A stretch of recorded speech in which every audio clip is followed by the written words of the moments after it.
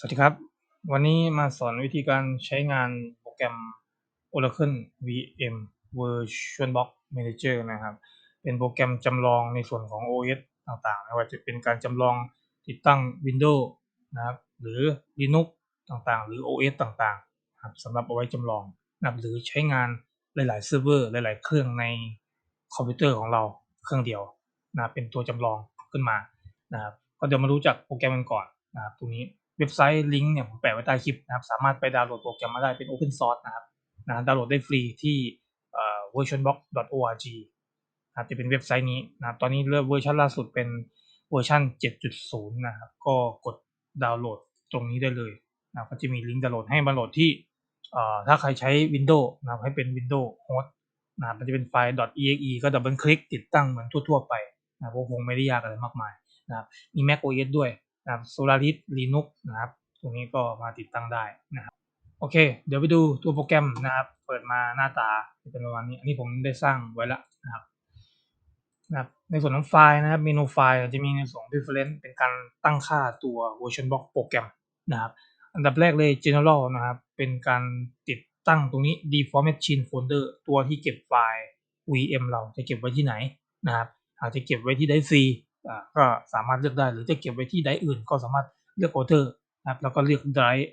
นะครับ Drive ที่เราต้องการจะเก็บไว้อันนี้แล้วก็ Select Folder นะครับส่วน VRDP นะครับตรงนี้ไม่แนะนำให้แก้นะครับปล่อยไปเลยนะครับ Input นะครับเป็นในส่วนของช็อตคัทหรือคำสั่งลัดนั่นเองมันจะมีบอกช็อตคัทฝั่งซ้ายมือจะเป็นสิ่งที่เราจะทำฝั่งขวามือเป็นช็อตคัทว่าให้กดตัวนี้ตัวนี้ตัวนี้แล้วสั่งทำอะไรประมาณนี้นะครับจากนั้นนะครับ Virtual Machine อันนี้เป็นฝั่ง VirtualBox Manager เป็นตัวโปรแกรมส่วนตัวนี้เป็นฝั่ง Virtual Machine หลังจากที่เราสร้าง VM แล้วนะครับเครื่องเซิร์ฟเวอร์จำลองเสมือนแล้วเนี่ยก็สามารถใช้ช็อตคัทตรงนี้เข้าถึงตัวเซิร์ฟเวอร์หรือตัวOS ที่เราสร้างเอาไว้ก่อนหน้าได้นะครับ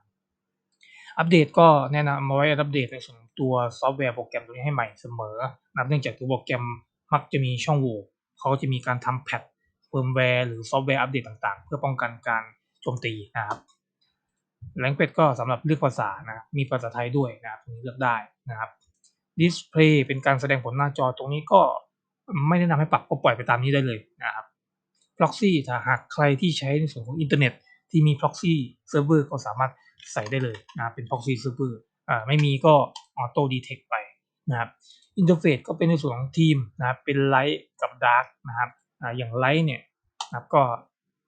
มันจะเป็นโทนสีขาวนะเป็นทีมสีขาวนะครับแต่ถ้าเป็น dark ก็จะเป็นทีมสีดำสี dark แบบที่ผมเปิดอยู่ตอนนี้นะครับไปดูในส่วนของ import appliance นะครับตรงนี้จะเป็นการ import ตัวโปรแกรมที่เราสร้าง VM ขึ้นมาก่อนหน้ามันจะเป็นไฟล์นามสกุล .ova แล้วก็ ovf นะเป็นโปรแกรมสำเร็จรูปสามารถเอามาแล้วก็เปิดได้เลยเปิดใช้งานได้เลยนะครับ export appliance ก็ตรงกันข้ามนะครับตรงนี้อย่างสมมติเราทำ VM ตรงนี้ไว้ใช่ไหมเราสามารถ export ออกไปเป็นในส่วนของไฟล์นะครับ .ova เพื่อที่จะเก็บเซฟหรือ backup เอาไว้อนาคตหรือวันหลังที่ต้องการจะ import เข้ามาก็จะย้อนกลับไปเมนูตัวเนี่ย import เนี่ยก็เลือกไฟล์ที่เรา backup ไว้ก่อนนั้นนะครับนะครับตรงนี้จากนั้นนะครับไปดูในส่วนของเรื่องการสร้าง VM เลยแล้วกันตรงนี้นะครับอันนี้ผมจะยกตัวอย่างในส่วนของการสร้าง Windows 11แล้วกัน Windows 11นะครับโดยกดไปที่ New เลยนะครับสร้าง VM ใหม่นะครับจากนั้นชื่อก็ใส่ไปเลยครับ Windows 11นะครับตรงนี้นะครับแล้วก็โฟลเดอร์ที่จะเก็บไฟล์ตัว OS ตัวนี้ผมก็เก็บ default ไปแต่ถ้าเพื่อนๆนะครับสำคัญหรือต้องการเก็บไว้ที่อื่นก็สามารถเลือกเป็นไดรฟ์อื่นได้นะโดยกดแล้วก็โฟลเดอร์นะครับเลือก DPC แล้วก็เลือกไดรฟ์ที่เราต้องการจะเก็บไฟล์แล้วก็ select folder นะครับอันนี้ก็ปล่อยไป image ISO นะครับ ISO ผมมีลิงก์ใต้คลิปเหมือนกันก็ไปโหลดได้ Windows 11 Windows 10อะไรพวกนี้นะครับสามารถไปโหลดได้ฟรีนะครับตรงนี้อันนี้ผมโหลดมาแล้วนะครับเลือก order แล้วก็เลือกในส่วนของ ISO ที่เราต้องการอันนี้ผม Windows 11 ใช่ไหมก็เลือกไปก็ Open นะครับEdition นะครับสำหรับ Windows ที่เขาทำ All in One มามันจะมี Edition มาด้วยแต่ถ้าเป็น Windows ที่ไม่มี All in One ผมยกตัวอย่าง Windows 10 ตัวนี้ Windows 10 ไม่มี All in One มามันจะเลือกไม่ได้ตรงนี้นะครับเพราะฉะนั้นก็ตรงนี้เลือกเป็น Windows 11 ก็เลือกเป็น Pro แล้วกันนะครับแล้วก็สำคัญตรงนี้ครับข้างล่าง Skip Unattend Installation Skip ไปเลยครับเพราะว่าเดี๋ยวมันจะติดตั้งให้เราอัตโนมัติแนะนำให้ทำเป็นแบบทำเองดีกว่าเมนวลดีกว่านะครับตรงนี้ก็เรียบร้อยตามนี้จากนั้นกด next ไปนะครับนะครับตรงนี้พอดีเมื่อกี้โฟลเดอร์ตรงนี้มันซ้ำนะครับก็เลยใช้ไม่ได้นะครับก็ตามนี้เลยชื่อไฟล์ที่เก็บ ISO ที่เราโหลดมานะครับแล้วก็เลือก edition นะครับหรือไม่ต้องเลือกก็ได้หลังจากนั้นก็สกิปตรงนี้ด้วยอย่าลืมนะครับจากนั้นกด next ครับมันก็จะให้เลือกในส่วนของฮาร์ดแวร์นะครับข้างบนจะเป็นในส่วนของ RAM นะครับ base memory ตรงนี้นะครับก็อย่างผมใส่เป็น4096เป็น RAM 4 g b แล้วกันนะครับจากนั้นนะครับก็เป็นในส่วนของ processor ก็คือ CPU core จำนวน core ของ CPU นะครับผมใส่เป็น4 core แล้วกันนะครับใส่4 core นะครับจากนั้น enable EFI ตรงนี้ติ๊ก enable ด้วยนะครับ Windows ใหม่ๆเขาจะแนะนำให้ใช้ในส่วนของ EFI ด้วยนะครับจากนั้นกด next ครับตรงนี้เป็นการสร้างฮาร์ดดิสก์นะครับฮาร์ดดิสก์ที่เราจะทำให้ Windows 11 ตัวนี้จะใช้เท่าไหร่อันนี้ผมเลือก default ไป80 GB ไปก่อนหากใครจะมากกว่านั้นหรืออะไรก็แล้วแต่เราสามารถเลื่อนได้หรือจะพิมพ์เอาก็ได้100 จิกอะไรอย่างเงี้ยนะอันนี้ผมใช้ไป80พอนะครับก็ตรงข้างล่างไม่ต้องติ๊กอะไรนะปล่อยไปเลยนะครับจากนั้นกด next ก็จะสรุป summary นะครับว่าเราสร้าง Windows 11ชื่อ Windows 11เก็บไว้ที่ไฟล์นี้ ISO ตัวนี้แล้วก็เป็น Get OS นะครับจากนั้นก็สคริปต์ตรงนี้ด้วย RAM 4 จิกCPU 4 core นะครับแล้วก็เปิด EFI ดิสขนาดฮาร์ดดิสก็อยู่ที่80 จิกนะครับเมื่อเรียบร้อยก็กด finish ได้เลยก็จะพบกับตัว VM ขึ้นมาก็ดูรายละเอียดอะไรให้เรียบร้อยนะครับสำหรับเน็ตเวิร์กนะครับตรงนี้เดี๋ยวแนะนำเพิ่มเติมกดไปที่ setting นะครับตัวเน็ตเวิร์กมาที่แท็บเน็ตเวิร์กนะครับตรงนี้มันจะเป็น default NAT นะครับ NAT ที่มาจากตัว VM version box เนี่ยที่มันสร้างขึ้นมากับตัวโปรแกรมแหละมันจะเป็นการ NAT ออกไปก็คือสามารถใช้งานอินเทอร์เน็ตได้เลยสำหรับตรงนี้แต่ถ้าหากเราต้องการใช้วงหรือเน็ตเวิร์กเดียวกับตัวการ์ดแลนเราเนี่ยผมแนะนำให้กดไปที่ bridge adapter นะครับ bridge นะครับมันจะเป็นการ bridge adapter นะไปใช้สวิตช์เดียวกันกับตัว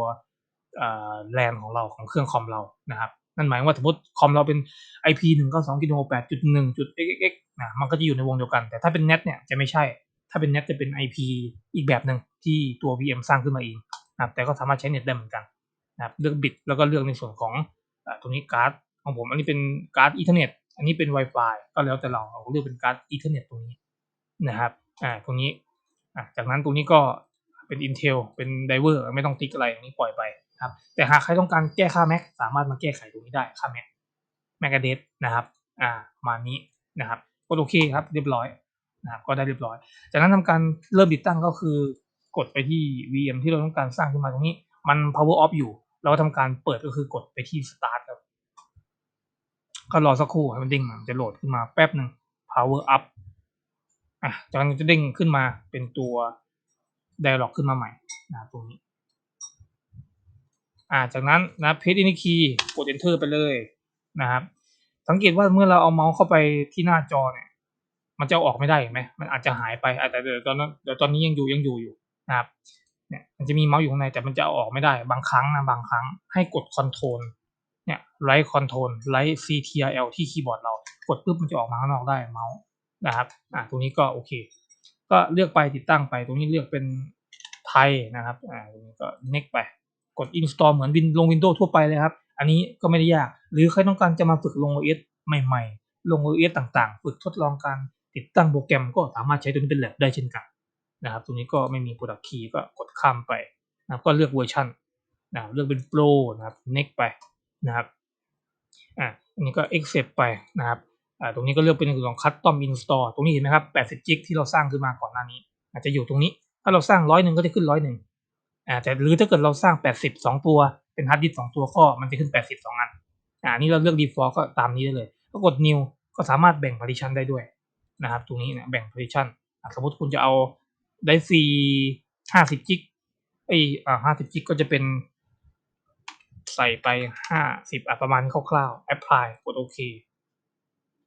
นะครับตรงนี้ก็จะเป็นประมาณ49แหละมันอาจจะไม่เป๊ะนะครับแล้วก็ที่เหลือจะเป็น30กิกก็เป็นได้ดีแล้วก็ว่าไปเหมือนเราลง Windows ทั่วไปนี่ก็สร้างไปเห็นไหมครับนี่ก็เลือกในส่วนของ partition ตรงนี้เป็นส่วนของการติดตั้งนะครับแต่ที่นี่เดี๋ยวผมเอาเป็นแบบ default ไปเลยก็ลบไป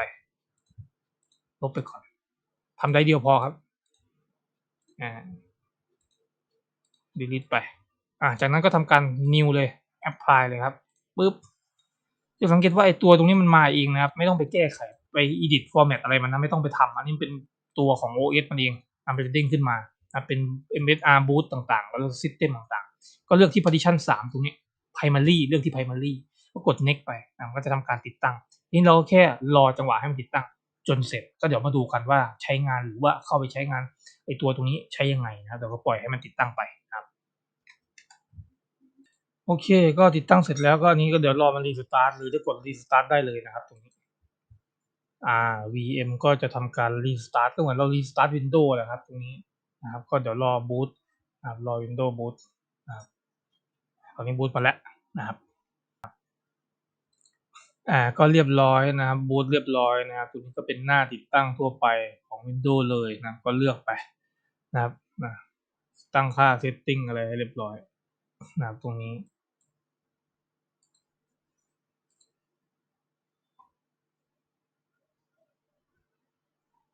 อย่าลืมนะครับจะเร็วจะช้าอยู่ที่ฮาร์ดดิสก์เราด้วยนะครับตรงนี้นะครับเดี๋ยวผมให้เปิดให้ดูในส่วนของ Task Manager เพื่อดูในส่วนของว่าตัว VM มันกินทรัพยากรจริงๆของเครื่องเราไปเท่าไหร่เนี่ยนะครับตัว VirtualBox Machine นะครับกินไปที่30กว่า%นะครับแรมกินไป4 จิกนะครับก็คือที่เราตั้งไว้ผมตั้งไว้4 จิกไงมันก็จะล็อกไว้4 จิกนะครับส่วนดิสก็กำลังวิ่งอยู่ตอนนี้ประมาณ13ถึง10ถึง20เมกนะครับเน็ตเวิร์กวิ่งไหมเน็ตเวิร์กก็ยังไม่วิ่งนะเน็ตเวิร์กยังเป็น0อยู่นะครับตรงนี้ก็เป็นการใช้งานCPU นะครับตรงนี้กับตัวโปรแกรม VirtualBox ยิ่งเราสร้างเยอะยิ่งแต่กินนะครับโอเคนะครับหลังจากที่เซตอัพต่างๆเสร็จเป็นที่เรียบร้อยก็จะขึ้นมากับหน้า Desktop นะครับสำหรับ Windows 11นะครับตรงนี้นะครับก็จะพบกับตรงนี้เลยนะครับตรงนี้อินเทอร์เน็ตที่ทำไว้นะที่ผมทำเป็น Bridgeport นะครับตรงนี้เป็นแบบ Bridge นะครับพอเป็น Bridge เนี่ยเราก็จะได้ในส่วนของชุด IP วงเดียวกันกับตัวคอมพิวเตอร์ของเราก็คือเครื่องคอมผมเนี่ยนะครับทีนี้ไปทดสอบว่ามันใช้งานอินเทอร์เน็ตได้ไหมนะครับเดี๋ยวทดสอบดูนะครับตรงนี้ลองเข้า google.com นะครับใช้งานได้นะครับเป็นอินเทอร์เน็ตใช้งานอินเทอร์เน็ตได้นะครับนั่นหมายถึงว่าคุณก็คอนฟิกถูกต้องแล้วถ้าเกิดทำเครื่องเสร็จแล้วสามารถใช้งานอินเทอร์เน็ตได้แต่ถ้าใช้ไม่ได้ต้องไปดูนะครับว่าเราเซต Bridgeport หรือเซต NAT อะไรถูกต้องไหมถ้าไม่ถูกมันจะใช้งานอินเทอร์เน็ตไม่ได้อันนี้ก็คือใช้งานได้ละปกตินะครับทีนี้ไปดูเรื่องในส่วนของจอเนี่ยขนาดจอมันแค่นี้เองนะไปดูสเกลหน่อยนะก็ปรับสเกลได้นะที่ตัวนี้วิวนะครับวิวสามารถเลือก Full Screen Mode แบบ Full Screen ได้เลยนะกดเข้าไปนะครับจากนั้นกดสวิตช์เลยอันนี้คือ Full Screen แต่มันจะไม่เต็ม Layout ไม่เต็มนะครับทีนี้ย่อมาก่อนนะครับLayout ต่อให้ Full Screen มันก็จะได้แค่นี้ใช่ไหมครับทีนี้เราไปดูในส่วนของตัว Scale Mode เห็นไหมครับตรงนี้กดเข้าไปครับเนี่ย Scale Mode เนี่ยมันจะมีให้เลือก Scale Mode นะครับสามารถเลือกเห็นไหมครับย่อขยายได้ Scale Mode แต่อย่าลืมนะครับขยายปุ๊บตัวหนังสือมันอาจจะมีการจางๆหรือว่าขยายหรือว่ามันอาจจะไม่ค่อยชัดเพราะว่ามันไม่ได้ทำเป็นตัวออโต้นะมันเป็นการสเกลหน้าจอเดสก์ท็อปเฉยๆแต่ถามว่าใช้งานได้ไหมก็ไม่ได้ติดอะไรนะครับก็ใช้งานได้ตรงนี้นะครับก็เข้าเหมือนโปรแกรมทั่วไปเลยนะครับเหมือน Windows เราที่เราใช้งานทั่วไปตรงนี้นะครับเนี่ยอย่างชัตดาวน์ก็สามารถสั่งชัตดาวน์ตรงนี้ได้นะครับตรงนี้แล้วก็ชัตดาวน์ก็จะปิดเครื่องตัว VM ที่เราสร้างขึ้นมาก็จะทำการชัตดาวน์ชัตดาวน์ไปแล้วมันก็จะเด้งออกไปจากหน้ารีโมทใช่ไหมซึ่งเรามาดูที่ตัว Oracle VM ก็จะขึ้น Power Off ใช่ไหมครับตรงนี้ส่วนเราจะเซตติ้งต่างๆเช่นเพิ่มแรมหรืออะไรก็สามารถกดไปที่สมมติเรามี VM 2 ตัวเราก็เลือก VM ที่เราต้องการจะเซตติ้งจากนั้นกดไปที่ Setting นะครับก็เลือกจะเปลี่ยนชื่อก็เปลี่ยนไปนะครับจะปรับแรมอันนี้เบสเมมโมรีจะปรับแรมเท่าไหร่ก็ว่าไปตรงนี้นะครับหรือจะเป็นในส่วนของการ ปรับในส่วนของโปรเซสเซอร์ CPU เพิ่มจำนวนคอร์นะครับตรงนี้ก็ได้เช่นกันนะครับตรงนี้ก็เป็นวิดีโอ Memory ก็คือเป็นดิสเพย์การ์ดจอใช้อาศัยการ์ดจอมาใช้นะครับตรงนี้ด้วยเช่นกันนะครับแล้วก็รวมไปถึงส่วนการเพิ่มฮาร์ดดิสก์ก็สามารถคลิกเพิ่มที่ Storage กดเข้าไปตรงนี้นะครับเพิ่มฮาร์ดดิสก์นะครับ Create ใหม่นะครับก็เป็น VDI ไปนะครับก็ next ไปnext ไปในตรงนี้ผมเพิ่มมาสัก20 กิกแล้วกันนะครับขอเพิ่ม20 กิกนะครับ20 กิกก็เก็บที่เดียวกันกับ Windows นี่แหละตรงนี้คือที่เก็บฮาร์ดดิสก์นะครับเก็บที่เดียวกันนะครับก็กด Finish ไปก็จะเห็นกับดิสก์ที่เพิ่มมาใหม่จากนั้นก็กดกากบาทออกไปทีนี้มาลองเปิดเครื่องดูอย่าลืมกดโอเคตรงนี้ด้วยนะครับกดโอเคตรงนี้ด้วยปึ๊บนะครับก็เปิด Windows มานะครับหลังจากที่เพิ่มฮาร์ดดิสก์ไปเมื่อสักครู่นะครับเดี๋ยวมาดูกันว่ามันจะขึ้นไหมกดไปที่ตรงนี้นะโฟลเดอร์ตรงนี้เราก็เลือกที่ disk PC นะครับมันจะไม่ขึ้นใช่ไหมจากนั้นเราทำการเข้าไป add หรือเพิ่มฮาร์ดดิสก์ให้มันนะเพราะว่าเรายังไม่ได้สร้าง partition หรือ format ได้นั่นเองนะครับไปที่ disk PC ในคลิกขวานะครับจากนั้น show more เลือกในส่วนของ manage นะครับมันจะเด้งขึ้นมานะครับเป็น computer management เลือกไปที่ disk management กดเข้าไปแล้วก็เดี๋ยวรอโหลดนะครับนะครับเห็นไหมมันเด้งดิสขึ้นมาแล้วดิสเพิ่มมา1ตัวทีนี้เราจะเลือกเป็นส่วนของ MBR หรือ GPT ผมแนะนำไปที่ GPT นะครับตรงนี้หลังจากนั้นกดโอเคนะครับเห็นไหมครับฮาร์ดดิสก์20 กิกที่เพิ่มมามันจะไม่เห็น20 กิกนะครับมันจะเห็นประมาณ19กว่าก็เหมือนทั่วไปแล้วครับนะตรงนี้เพื่อนๆก็น่าจะเข้าใจดีนะครับจากนั้นมันออนไลน์แล้วตรงนี้นะครับเหลือแค่ตรงนี้ที่ยังไม่ได้สร้างไอ้ตัว partition ให้มันนะครับก็ทำการกดคลิกขวาแล้วก็ new simple volume นะครับก็เป็นเด้งขึ้นมานะครับกด next ไปครับอันนี้ก็เป็นขนาดฮาร์ดดิสก์ก็กด next ไปเลยไดรฟ์ที่เราต้องการจะเป็นไดรฟ์อะไรก็แล้วแต่เราได้เลยนะครับอันนี้ก็ปล่อยไปเป็นไดรฟ์ E มันจะ next ไปเรื่อยๆยิ่งเพิ่มฮาร์ดดิสก์มันก็จะไป E F G H ไปเรื่อยๆนะครับกด next ไปครับ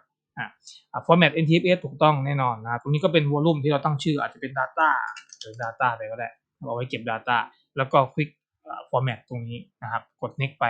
จากนั้นกด finish ครับเรียบร้อยนะครับได้ฮาร์ดดิสก์ขึ้นมาใหม่เห็นไหมครับเด้งขึ้นมาแล้วนะครับได้ e data ขึ้นมาแล้วนะครับจากนั้นกดกากบาทไปเลยครับคุณจะเห็นว่ามีขึ้นมาแล้วเห็นไหมไดรฟ์เพิ่มขึ้นมาทดสอบสร้างโฟลเดอร์นะครับก็สร้างโฟลเดอร์อะไรได้ปกติก็เหมือนฮาร์ดดิสก์ทั่วไปที่ถูกเพิ่มขึ้นมาส่วนตัวนี้ก็คือตัวOS ที่เราติดตั้งหากต้องการเอาออกเราต้องมาคลิกที่ตัวติ๊กออกที่ตัวนี้ก็ได้ storage นะครับแล้วก็เลือกในส่วนของตรงนี้นะครับจากนั้นก็ทำการ remove นะครับแต่ตอนนี้มันเปิดเครื่องอยู่มัน remove ไม่ได้นะครับนะครับก็ประมาณนี้นะครับการติดตั้งแล้วก็ใช้งานโปรแกรม Oracle VirtualBox ก็สามารถเอาไปติดตั้ง Windows จำลองได้นะครับหรือจะเป็น Linux หรือเป็นเซิร์ฟเวอร์ต่างๆหรืออาจจะเพื่อนๆอาจสมมติใช้งานพวกทำแคทเกมบอร์ดเกมอะไรต่างๆอะไรเงี้ยก็สามารถเอาพวกนี้ไปต่อยอดได้ด้วยก็เป็นหลายๆเครื่องนะในเครื่อง PC เราไม่จำเป็นต้องไปตั้งเครื่องเพิ่มก็ใช้ตรงนี้ได้เลยส่วนเน็ตเวิร์กอินเทอร์เน็ตก็บิตพอร์ตเอาแต่มันก็จะวิ่งใช้งานอินเทอร์เน็ตจากเครื่องเรานี่แหละนะครับโอเคก็ประมาณนี้นะครับฝากช่วยคลิปนี้ฝากกดไลค์กดแชร์แล้วก็ Subscribe เป็นกำลังใจให้ทุกท่านอย่าลืมกดกระดิ่งจะได้ไม่พลาดที่ใหม่จากผมนะครับก็วันนี้ขอตัวลาไปก่อนพบกันใหม่คลิปหน้าสวัสดีครับ